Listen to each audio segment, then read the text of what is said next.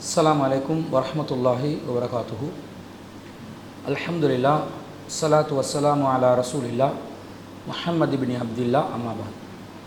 அன்பிற்குரிய சகோதரர்களே, தலைப்புக்கு செல்வதற்கு முன்பதாக பிறை சம்பந்தப்பட்ட விஷயத்தை மக்களுக்கு தெளிவுபடுத்துவதற்காக ஒரு சந்தர்ப்பமாக இதை நான் பயன்படுத்திக் கொள்கிறேன். இன்று மகரிபுக்கு பிறகிலிருந்து பிறை தென்பட்ட ஒரு செய்தி சம்பந்தமாக கிட்டத்தட்ட ஒரு 7:20 மணியிலிருந்து புத்தளம் மாவட்டத்தில் பள்ளிவாசல் துறை என்ற பகுதியில் பிறை தென்பட்டதாக ஒரு செய்தி வந்தது.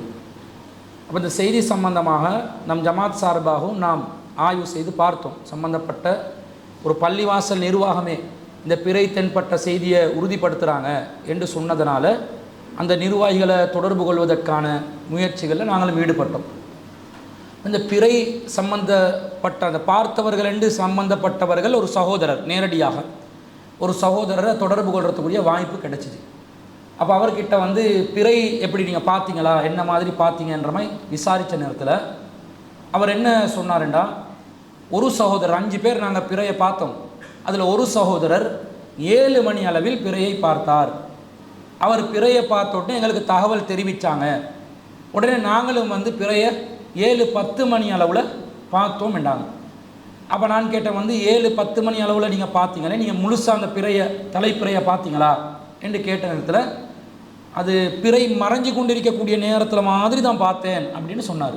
7:10 நாங்கள் வரும்போது பிறை மறைஞ்சு கொண்டிருக்குது, கொஞ்சம் லேசாக நாங்கள் பார்த்தோம் அப்படின்றாங்க. அப்போ தெளிவாக யார் பார்த்ததுன்னு கேட்டதுக்கு ஒரு சகோதரர் தான் பார்த்தார் என்று சொன்னாங்க. இப்போ இந்த செய்தியை வச்சு பிறை தென்பட்டதாக நாங்கள் தீர்மானம் ஒன்று எடுத்து அறிவிக்கலாமா என்றதை நாங்கள் ஒரு முடிவுக்கு வரணும். பொதுவாக இந்த பிறை பார்ப்பதுன்றது அதில் ஒரு தனி கலை இருக்குது. சில விஷயங்களை நாங்கள் நுணுக்கமாக அறிஞ்சுக்கொள்ளணும். சும்மா வானத்தை பார்த்து பிறையை கண்ணன் என்று சொன்னதுனால அது பிறை என்று ஆகாது. அல்லாஹ் மீது சத்தியம் பண்ணி சொல்லுவாங்க, வல்லாஹி பண்ணி சொன்னாலும் பிறை பார்ப்பதற்கென்று அடிப்படையான சில தகவல் இருக்கணும். என்ன தகவல்? முதலாவது, ஒரு பிறை பிறந்திருந்தால் நியூ மூன் ஒரு புதிய பிறையே பிறப்பதாக இருந்தால் அந்த பிறையுடைய வயசு குறைந்தபட்சம் 12.5 மணித்தியாலமாவது இருக்கணும். இருந்தால்தான் பிறை தென்படும். இப்போ உதாரணமாக இலங்கையில் பிறை பிறந்த தலைப்பிறை பிறந்த நேரம் 4 மணி என்று வைங்க. சாயங்காலம் 4 மணி, மாலை 4 மணி. மஹ்ரிப் 6:23. 4 மணிலேருந்து 6:23க்கு 2 ஹவரும் 23 நிமிஷமும் தான் பிறைட வயசு. இந்த வயசில் பிறை மஹ்ரிபுக்கு பிறகு தெரியுமா? தெரியாது. ஏன்? பிறைட வயசு ரொம்ப குறைவு, நமக்கு விளங்கக்கூடிய நிலையில் வராது, அது நமக்கு பார்க்கக்கூடிய ஒரு பிறையாக வராது. ஏண்டா அதுக்கு குறைஞ்சபட்ச வயசு. ஏண்டா சூரியன் வெளிச்சம் தான் ரிஃப்ளெக்ட் ஆகுது சந்திரனில். அந்த வெளிச்சம் படுற லைன் இருக்குதே, ரொம்ப குறைவான ஒரு லைனாக இருந்தால் நமக்கு அது விளங்குமா? விளங்காது. அப்போ ஒரு 12.5 மணித்தியாலமாவது பிறையுடைய வயசு இருக்கணும், முதல் கண்டிஷன். ரெண்டாவது கண்டிஷன், பிறை மறையணும்.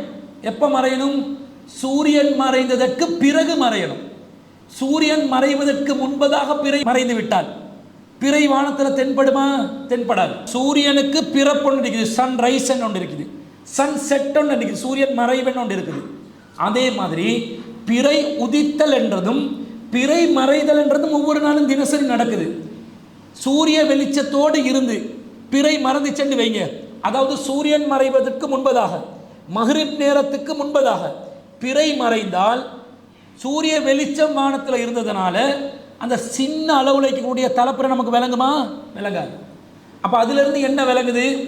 அப்போ இந்த பிறையுடைய மறைவு, பிறை மறைதல் என்பது சூரியன் மறைந்த பிறகு மறையணும். சூரியன் மறைஞ்சாலும் உடனடியாக விளங்குமான்னு கேட்டால் உடனடியாக விளங்காது. ஏன்னு, சூரியன் மறைஞ்ச உடனே சூரியனுடைய கதிர்களுடைய வெளிச்சம் வானத்தில் இருக்கும். அதுக்கு என்ன சொல்லுவோம் நாங்கள்? செவ்வானம் என்றுவோம். அவர் செவ்வானம் இருக்கும் நேரத்தில் அந்த வெளிச்சம் நமக்கு பிறை தென்படுவதை தடுக்கும். ஒரு கிட்டத்தட்ட ஒரு 10 நிமிஷம் 15 நிமிஷம் தாமதிச்சு தான் சூரியன் மறைந்த பிறகும் கூட வானத்தில் இருக்கக்கூடிய பிறை தென்படும். இது 2. மூணாவது என்ன? இந்த பிறை பார்க்கக்கூடியவங்க கண் பார்வை நல்லா இருக்கணும். ஒருத்தனுக்கு சும்மா சாதாரண ஒரு வாழையிலேயே வானத்தில் தூரத்தில் கண்டு அதில் ஏதாவது ஒரு வெளிச்சம், ஒரு லைட் ஒன்று அடிச்சு ஒருத்தர் டோர்ச் அடிக்கிறான் அல்லது ஒரு சிக்னலை காட்டுறான், இதை பார்த்தெல்லாம் புறப்புறேன்னு சொன்னால் அது சரி வராது. பார்வை நல்லா இருக்கணும். அதே நேரத்தில் ஒரு தொலைத்தொடர்பு சாதனங்களை வச்சு பிறைய பார்க்கக்கூடாது, கருவிகளை வச்சு வெற்று கண்களால் பார்க்க வேண்டும். சூமு லிருயதிஹி, உங்களுடைய வெற்றுக்கண்கள் பார்வையால் பிறையை பாருங்கள். வ அஃப்திரு லிருயதிஹி, உங்களுடைய வெற்றுக்கண் பார்வையால் பிறையை என்ன செய்யுங்க, பார்த்தா நோன்பை விட்டு விடுங்கள். கண்களால் பார்க்க வேண்டும், கருவிகளை வைத்து பார்க்கக்கூடாது. இப்போ கண்ணாடி கிளாஸ் போட்டவங்க பார்க்கலாமான்னு கேட்டு பார்க்கலாம். இந்த கருவியை பொறுத்தளவில் கண்ணாடி ஸ்பெக்டகல்ஸ் நமக்கு என்ன செய்யுது, சாதாரண ஒரு மனிதனுக்கு விளங்கக்கூடியது எங்களுக்கு விளங்காமல் இருக்குமே, அதை விளங்க வைக்கும். ரொம்ப தூரத்தில் உள்ளதை வந்து கிட்ட கொண்டாந்து என்ன செய்யாது, தராது.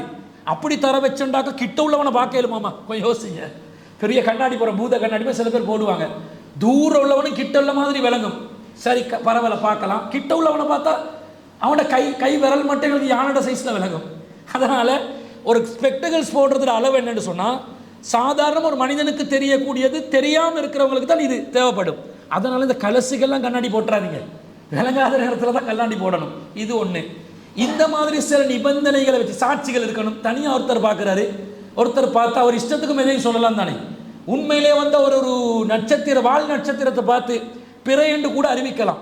அதனால் ஒருத்தர் இன்னொருத்தரை வந்து சாட்சி ஏற்படுத்தி கொண்டா அது பிறையை பார்த்தாரா இல்லையான்றது டபுள் செக் பண்ணிக்கலாம். எதுக்கும் வந்து 2 சாட்சிகள் எடுக்க வேண்டும்.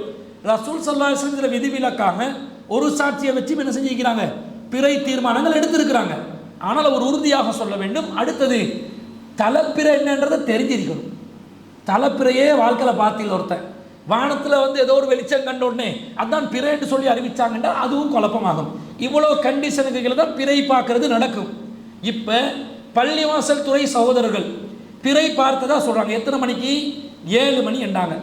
இன்னொருத்தர் எத்தனை மணி சொன்னார்? அடுத்த கூட்டம் 4 பேர் 7:10க்கு பார்த்ததா சொன்னாங்க.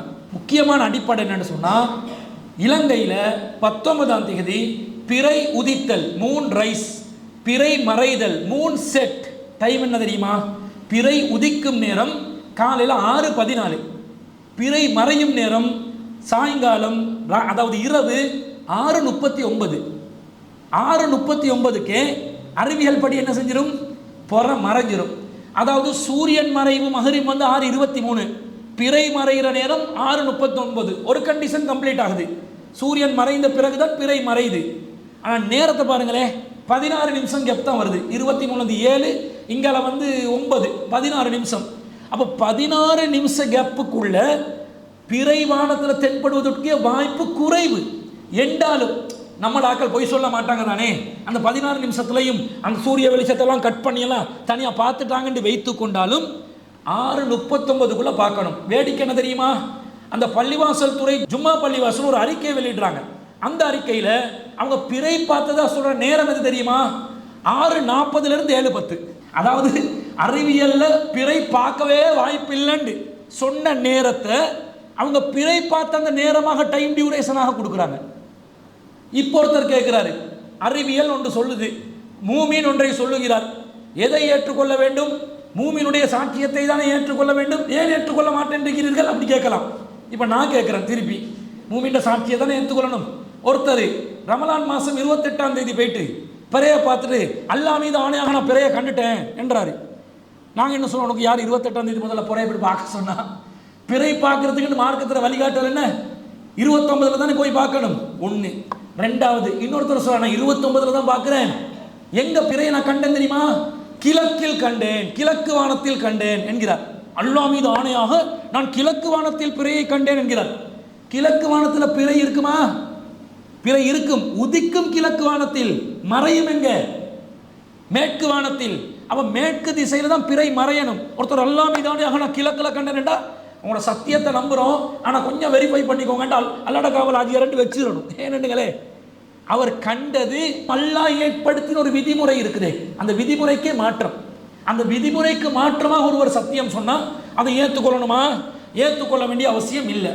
இந்த மாதிரி பார்க்கும் பொழுது இவங்க பிறை கண்டதாக சொல்றாங்க. அவங்கள பொய்யர்கள் என்று சொல்ல மாட்டோம், அவர்கள் சமுதாயத்தை ஏமாற்றுவதற்காகவும் சொல்ல மாட்டார்கள். சில வேளை அவர்கள் கண்டது ஒரு வால் நட்சத்திரமாக இருக்கலாம், பிறை என்று அவர்கள் நினைத்து சத்தியம் செய்யலாம். பிறை தென்படுவதற்கு அறவே சாத்தியம் இல்லாத ஒரு நேரத்தில் பிறை தென்பட்டதாக அவர்கள் அறிவிப்பதை வைத்து நாம் ஒரு தீர்மானமாக பெருநாளை கொண்டாடலாம் என்று அறிவிக்க முடியாது. அது மார்க்கத்துக்கு ஏற்புடைய ஒரு வழிமுறை கிடையாது என்ற அடிப்படையில். இன்னும் சொல்ல போனால், அந்த ஒரு சில சகோதரர்களிடம் ஏன் நீங்கள் ஒரு வீடியோ பண்ணலை என்று கேட்டோம். நான் கேட்டேன், வீடியோ பண்ணல, அதற்கான வசதிகள் இல்லை என்றாங்க 5 பேருக்கு. இந்த காலத்தில் கண்ட பிறைய வீடியோ கண்டதை வீடியோ பண்ணி ஏற்றுறான். ஒரு வீடியோ பண்ணி இதான் பிறையன்னு சொல்லலாமான்னு கேட்டால் வசதி இல்லைண்டாங்க. அப்போ அந்த செய்தியில் கொஞ்சம் ஒரு மார்க் அடிப்படையில் பெண்டிங் வைக்க வேண்டி இருக்குது. ரெண்டாவது, விருதோடை பகுதியில், அதே புத்தளம் மாவட்டத்தில் இன்னொரு சகோதரர் பிறை பார்த்ததா சொன்ன ஒரு வீடியோ பண்ணியிருக்கிறார். வீடியோ பண்ணி அனுப்பியே இருக்கிறார். வீடியோ பார்த்தா கன்ஃபார்ம் அது 3வது புறை, 1வது புறை இல்லை, அது 3வது புறமா விளங்குது. சரி, அனுப்புகிறார் சகோதரன் தொடர்பு கொண்டு கேட்டேன், இந்த நீங்கள் வீடியோ அனுப்பிக்கிறீங்களா, இந்த வீடியோவில் எடுத்தது நீங்கள் தானா? ஆமாம், நான் தான் எடுத்தேன். நீங்கள் பிறைய பார்த்தீங்களா? அவர் முதல்ல உங்களுக்கு யார் முதல்ல என்ன நம்பரை கொடுத்தான்னு கேட்குறது. இவரோட சாட்சியா? அப்போ சாட்சி என்ன இன்னொருத்தருக்கு உறுதிப்படுத்தணுமா இல்லையா? உறுதிப்படுத்தலை. சரி, எனக்கு யாராவது நம்பரை தந்தாங்க, நீங்கள் பிறை பார்த்தீங்களா இல்லையான்னு கேட்டேன். அவர் எனக்கு கேட்ட தனிப்பட்ட முறையில் என்னைய சொல்லலை, எல்லாரும் கோல் பண்ணுறாங்க, எனக்கு யார் என்ற நம்பரை கொடுத்தான்னு கேட்குறாங்க. அப்போ ஒரு வீடியோவில் அவர் பார்த்தது உண்மையா, நீங்கள் எடுத்தது உண்மையான்னு கேட்டால் ஆமாம் நான் தான் எடுத்தேன், நான் தான் புறைய பார்த்தேன். நான் இப்போ ஒரு வார்த்தை கேட்டேன், உங்களுடைய வாக்கு மூலத்தை ஆதாரமாக வைத்து சாட்சியமாக வைத்து இலங்கை வாழ் முஸ்லிம்களுக்கு நாளைய தினம் பெருநாள் தினம் என்று அறிவிக்கலாமா என்று கேட்டார். ஒரு நிமிஷத்தில் ஃபோன் பண்ணுறேன்னு ஃபோனை கட் பண்ணார். இவர் சாட்சி ஆகுவாரா? திரும்ப ஃபோன் எடுக்கவும் இல்லை, திரும்ப முயற்சி செஞ்சு அதுக்கு ஆன்சர் பண்ணவும் இல்லை. அப்போ இவரை வச்சு எப்படி நாங்கள் பிறை விஷயத்தை மக்களுக்கு அறிவிக்கிறது? அவர்கிட்ட கேட்டாலும் எத்தனை மணிக்கு பார்த்ததா சொல்கிறாரு? 7 மணி அளவில் தான் சொல்கிறாரு. இன்னொரு சகோதரர் புழுதி வயல்லேருந்து இப்போ கடைசி ஒரு 2 மணிக்கு ஃபோன் வந்துச்சு. அப்போ சம்மந்தப்பட்டவங்களோட பேசுகிற நம்பரை தந்தார். ஃபோன் எடுத்து பேசினா அவரும் என்ன சொல்கிறாரு, நான் 7:10க்கு தான் பார்த்தேன் அப்படின்றாரு. இந்த டைம் ரேஞ்சுக்குள்ளே வருது இல்லை, பார்த்ததா சொல்கிற தகவல் ஏற்புடையதாகவும் இல்லை. எனவே நாங்களும் என்ன செஞ்சோம், இரவுலேயே முடிவெடுத்தோம். இப்போ திரும்ப திரும்ப வர சொல்கிறவங்களுக்கு கூட அந்த டைம் ரேஞ்சை தாண்டி அது பின்னின டைமை தான் சொல்கிறாங்க. ஒரு 6:41க்கு பார்த்ததா சொன்னால் கூட என்ன ஏதென்று கூட பார்க்கலாம், ஏன்னா டைம் முன்ன பின்ன ஆகலாம் தானே. ரொம்ப அரை மணித்தியாலும் தாண்டி பார்த்ததுன்றது அது நடைமுறை சாத்தியம் இல்லாத ஏற்புடையதான ஒரு செய்தியில் ஒருத்தர் 7:30 மணிக்கு, நான் இரவு 8 மணிக்கு எல்லாம் இதானே பிறைய பார்த்தேன்டா ஏற்றுக்கொள்வோமா? 1 மணித்தியாலும் தான் பிறை அதிகபட்சமாக இருக்கும் வானத்தில். 20 நிமிஷத்துக்கு 40 நிமிஷம் இருக்கும். அதை தாண்டி பிறை இருக்க வாய்ப்பும் இல்லை. அப்படி பார்த்தாலும் 6:23 7:10க்கு எவ்வளோ நிமிஷம் ஆகுது?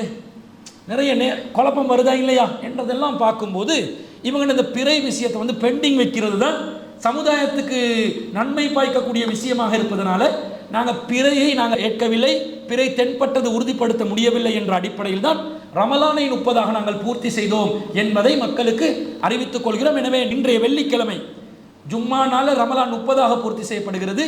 சனிக்கிழமை தான் இன்ஷா அல்லாஹ் காலையில் பெருநாளை நாங்கள் கொண்டாடணும். பெருநாள் திடலுக்குரிய ஏற்பாடுகளை செஞ்சு பெருநாளை கொண்டாடி கொள்ளுமாறு அனைவருக்கும் கேட்டுக்கொள்கிறோம்.